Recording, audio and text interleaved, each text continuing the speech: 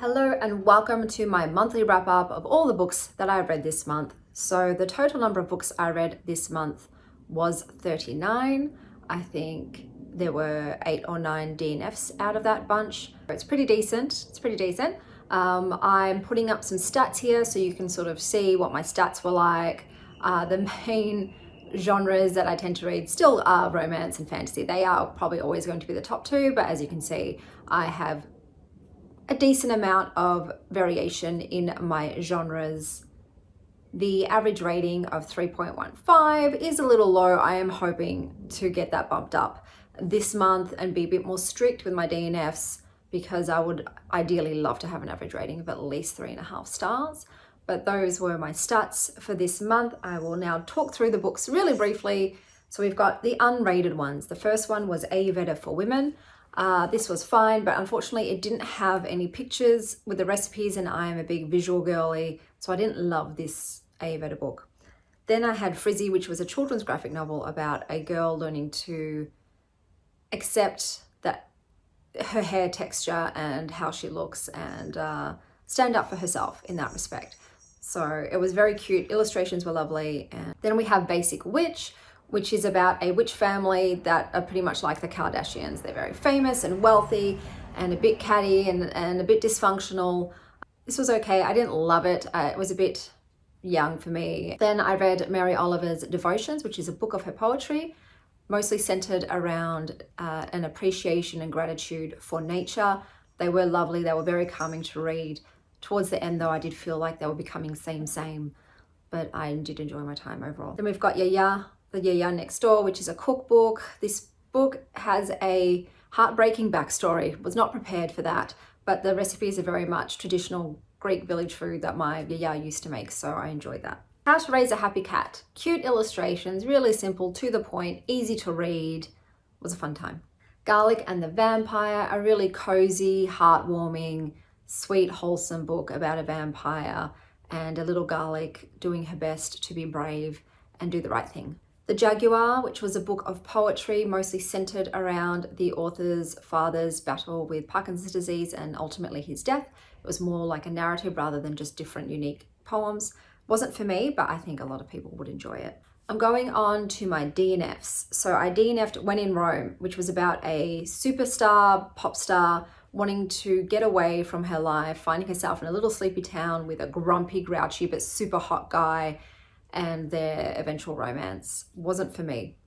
Just found it really boring and didn't like any of the characters. Atalanta. So this is about Atalanta and her experience. I find that the author's writing style and I don't mesh well. It's very flowery, but for me it's not my kind of flowery, and I found the pacing quite slow, so I decided to DNF this one. Terminal Boredom.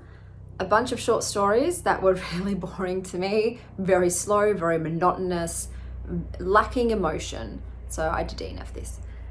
The Flat Share, a book about a woman sharing a 1-bedroom flat with a guy who they're on opposite schedules with their work, so they're never sleeping in the bed at the same time. They're communicating via notes, but the guy goes into this in a serious relationship, and I'm never going to be into a love story that starts with one of the characters being in a relationship and the woman, the future love interest, talking to said current girlfriend and being friends with them. Like, that's not my idea of romance, so that was not for me. This is How You Lose the Time.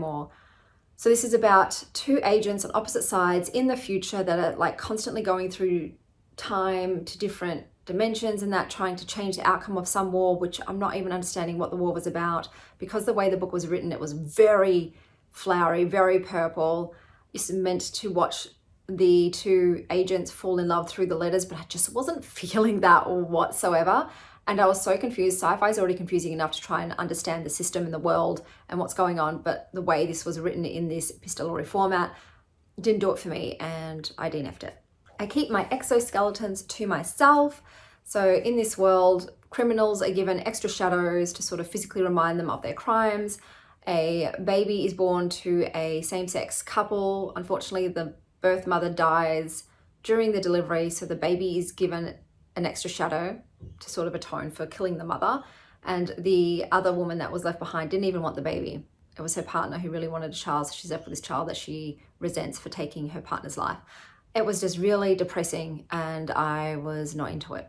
The Rage of Dragons. Oh, I DNF'd this so fast because the scene starts out with the guys that you're meant to root for fleeing obviously some situation, coming with boats to this island, deciding they're going to make that island their home. But the island already has inhabitants. However, they view these inhabitants as savages, local savages, and they proceed to exterminate them, to commit genocide on the indigenous population there.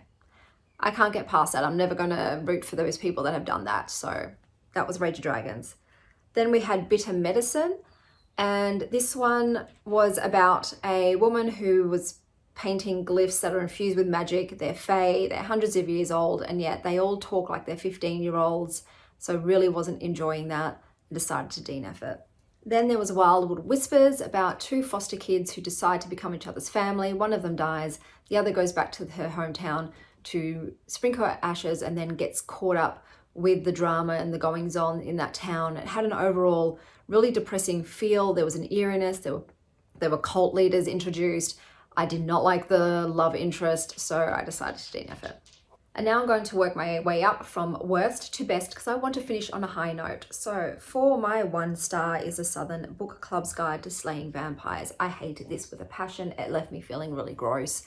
I thought it was going to be a sort of fun, quirky book about a bunch of middle-aged women who have a book club, but then a vampire comes to town and they go about trying to get rid of this vampire. But it was dark, it was full of so much sexism. There was a lot of violence, including sexual assaults. Children were involved. Not for me, the way it all wrapped up too. It was just, there was nothing satisfactory about this book for me, so I gave it 1 star. My 2 stars, there was The Duke of Shadows, which is historical romance based in India when they were occupied by the British, and the main love interest is half Indian, half British. The heroine is British, has very colonialist ideals because obviously she supports her motherland and thinks that what they've done to India is the right thing to do, make them civilized. This ended up being horrifically violent, horrifically, so much sexual assault, and the couple, toxic as hell. Toxic as hell, quite an abusive relationship, not for me. And then I read Queen of the Tearling, which is a fantasy novel in which something has happened to our world. Citizens from our world have gone to this other world. I don't know if it's the same world or a different planet. Nothing's explained. The magic system in this, not explained. The world building, non-existent. And in this new world, somehow they're acting as if they're in medieval times, even though they've come from current technology. They're acting like it's medieval, but there's magic now at play. Don't know if there was always magic before, but there's magic here. There's a lot of children and sex trafficking and violence. Not my jam. 3-star books, quite a lot. 3 stars tends to be what I give most books. So we've got The House in the Dark of the Woods, which was a creepy book about a woman who finds herself in the woods and meets these characters and you never really know what's going on. Feels like a fever dream. You're trying to understand, is this real or is she in some kind of purgatory, hellscape? What's going on? There was themes of obviously violence being committed, and it was okay. I was left feeling really confused and it didn't really turn out the way I was hoping it would turn out, but the vibes were there, and that was that book. Then we've got Trial of the Sun Queen, which I think for me, the reason I only gave it 3 stars is because I've read so many fantasy books, and this one immediately gave me Tamlin Rhysand vibes, so it became very predictable. It did follow a very similar storyline, and so because of that, I just didn't love it. I felt like I'd done this before, read this before, but if you're coming in new, you probably might enjoy it. But for me, I was like, this is very same to a lot of other things that I read and that have been done better. Amulet, a children's middle grade graphic novel that was quite dark, to be honest, and depressing. Still well illustrated. A lot of people might enjoy it, but it was a bit too dark for me. Then we have Witchmark by C.L. Polk, and this suffered once again from a lack of world building and explanation of the magic system.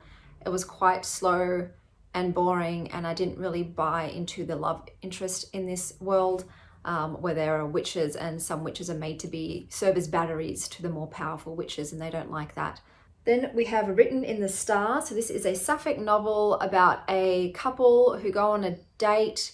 Date goes disastrously, but they, to please the brother who was involved, so he matchmade the date, his friends to one, a brother to the other, to please him, they decide to go along with it and pretend that they're dating, and then that turns into obviously a real relationship. And I just never really got into it. I just felt like both of them needed to have better boundaries and tell the brother, like, stay out of our love lives, please. Don't meddle. We're not interested. Move on. But yeah, just wasn't quite for me. Una Out of Order. So this was really interesting. It was a kind of mix of About Time and The Time Traveler's Wife. Una, as soon as she turns 19, finds herself in the body of her 50-year-old self, and every year on her birthday she pings into a different body. So mentally and physically she's never aligned anymore, and like it had a lot of promise, but Una was just for half of the book making real dumb decisions, and 50% of that is too much for me. I was getting really angry at her. There was a twist at the end which was really cool. I think a lot of people would really love this book, but for me it's a 3 star. Then we've got The Secret Service of Tea and Treason, which is the 3rd in a series, and I liked the first 2. This one was just too silly. And having both characters be straight-laced and rule followers and very cold physically, do you know what I mean? That's not a dynamic I enjoy. I need one of them to be fiery and a bit of a rake and a bit of a rebel. You know, I need the counterbalance. And there was just, like I said, this was just so utterly absurd with the witches and the pirates and the shenanigans going on. It was too much chaos for me. Then I read Whole Beauty. This was okay. I liked the practices that are in this book, but I didn't like the author. She came off as very Gwyneth Paltrow in Goop with her privilege and her wealth. So yeah, it was a bit cringy in that respect. Once and Future Witches. This could have been amazing, but it was way too long. I think it was over 500 pages. And that kills the pacing, my dudes. It kills the momentum, it kills the excitement. But you've basically got witches during sort of post-Salem times, but in that similar era, who are meant to be reincarnations of the Maiden, the Mother, and the Crone. And this is going on during the suffragette movement. So it's trying to be like, let's get women to have their power back, stop erasing, their witchy, wild woman ways. So I loved those certain aspects. There was diverse race and sexual orientation in this, but like I said, it was just killed by the length. But like, had it been shorter, this would have been a top tier book, but I've given it 3 stars because it just, it was hard to push through sometimes with the extraneous filler. For my 3.5 stars, I've got The House Witch. So this has a really cute cover, and it intrigued me in that you've got a male house witch. So his magic is to do with the home. He has no magic outside of the home. He lives in a castle to the king and queen. There are sort of political things going on. He sort of falls in love with an assassin. This was a very cozy fantasy, so it's pretty low stakes, but it was a bit long for a cozy fantasy, and I didn't buy the love relationship. So when that kind of fails, when I don't feel the chemistry, it loses its appeal. But otherwise, it was a cozy read. Then I read The Plant Thieves, which was about the history of how plants and animals specimens were cultivated and catalogued and classified. It focuses heavily on the fact that a lot of this was to do unethically, especially in regards to the Indigenous communities in which these specimens were found and how it affected those Indigenous communities. And so it was like a brutal history bathed in blood kind of thing about plants. So it was a bit of a downer. I was expecting a light, fluffy time to learn some cool facts about some plants and not so much their dark history. But if you like that, the writing is beautiful, very storyteller-like, then this could be for you. Then we have My Year of Rest and Relaxation. This is a bizarre book, my dudes, about a 20-something wasp who's wealthy and beautiful and thin and decides to spend a whole year asleep because she just wants to start over. You believe that she's going through a depression. Both of her parents are dead. She's not finding much meaning and joy in life. She does this through the use of prescription medication, so she medicates herself to sleep. I enjoyed the writing. I wanted to find out what happened, even though the characters are not likable. They're really not likable. But there's something about it that made me continue, and I did enjoy myself, but I know that this is a divisive book. Then 3.75 stars goes to The Soulmate Equation. It's a love story between a down-on-her-luck single mum and a super hot, wealthy scientist who has a dating app that's based on genetic compatibility, and lo and behold, they're genetically compatible. It was cute in the end. At the start, I'm like, oh, I'm not really liking the dynamic. He's very grumpy and rude. But I ended up liking it. I ended up shipping them together, and it was nice to see a romance with a woman who has a child, and how you have to try and balance your own romantic needs with that of motherhood. It was very sweet. The thing I didn't like about it was there was a conflict, and that involved the male kind of ghosting the woman for 8 days. Don't like that. Don't like that at all. There's like no excuse for zero communication for me, but I did give it 3.75 stars. And now we've got my 4-star books. We've got Bees and Mist. This was a very atmospheric, gothic kind of novel, Sleepy Hollow vibes, where you have these families, there's magical realism in this book, so their sort of issues manifest physically. One family with a cold mist because the family is cold, they are detached, they are resentful, and then another family with bees, like a swarm of incessant, annoying bees constantly pecking and badgering. There is love stories in this. They are not healthy love stories. There are no healthy dynamics. The characters, a lot of them are really unlikable, but it was the vibes for this. It was the atmosphere, and there's a lot of family drama. If you like family drama, you'll love this book. So that was a Bees and Mist. Then we have The Wolf and the Witch, which, it contained a triple penetration scene and done in a way I've never read before. It is a very raunchy, smutty book. I wasn't expecting so much spiciness, but it's definitely there. So this is a bit of a novella in the middle of a series between a wolf god and a witch. 4.5 star, we have Slaying the Vampire Conqueror. So this is set in the Crowns of Nyaxia series. Whilst not continuing with the series itself, I am enjoying all the little books in between about different characters, and I enjoyed this one. So you've got a woman who's part of an order where their eyesight's taken away and they're assassins, and she wants to kill this vampire conqueror who, during his conquering of the land, killed one of her best friends. A romance ensues, and I enjoyed it, even though he was a bit too cold and withdrawn for me, just a bit too much. I still enjoyed it. I ate it up. And then we've got my 5 stars, and I have 2, which is amazing. So one of them was the Anthology of Animals. That was a book that I purchased for my daughter. I just thought it was beautifully done. It had a cool selection of animals that you don't normally see in animal books. And overall, I think it was great for what it is. And then I had Small Miracles, and this was an absolute surprise. It says Bad Angels, Good Intentions. So this was about angels and fallen angels or demons working together to try and restore balance with humanity. It works on a point system. So if you do this, you get this many points. If you do that, they're subtracted. And I don't want to talk too much about it here. I talked a lot about it in the vlog that I mentioned it, and I just loved it. It is very much The Good Place meets Good Omens, but done really well in an entertaining way. I loved it. All of the characters in there, amazing. Had a great time. Would definitely love to see this as a TV series.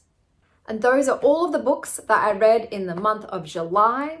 I hope that wherever you are having a joyful morning, afternoon, or evening. And as always, stay wild, Star Child.